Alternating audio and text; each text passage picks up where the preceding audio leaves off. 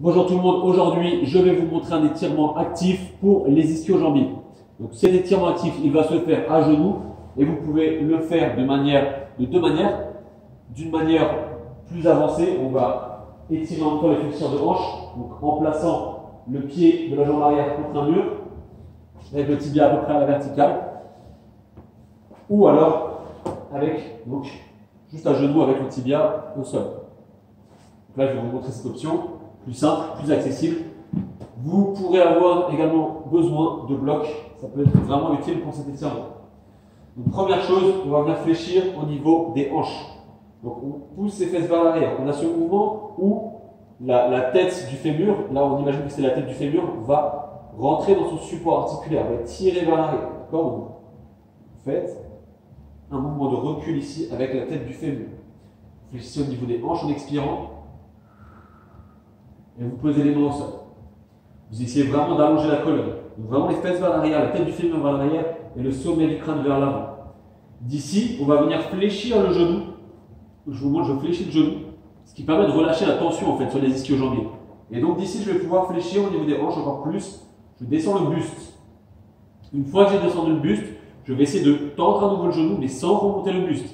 D'accord? Donc je ne fais pas ça. Je garde le buste au même niveau. Et je tends le genou complètement, jusqu'à ce qu'il soit verrouillé. Là, vous allez sentir que ça va tirer.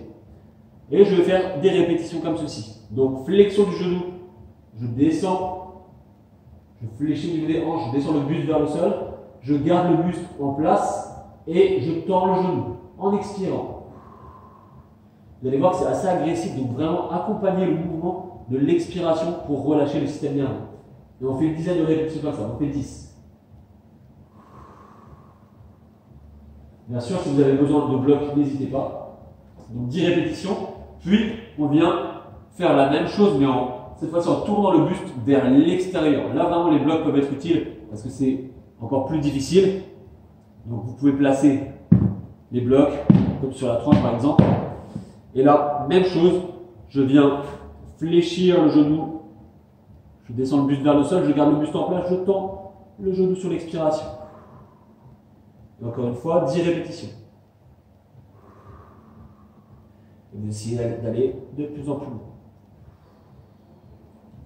Donc 10 répétitions de face, 10 répétitions avec le buste vers l'extérieur.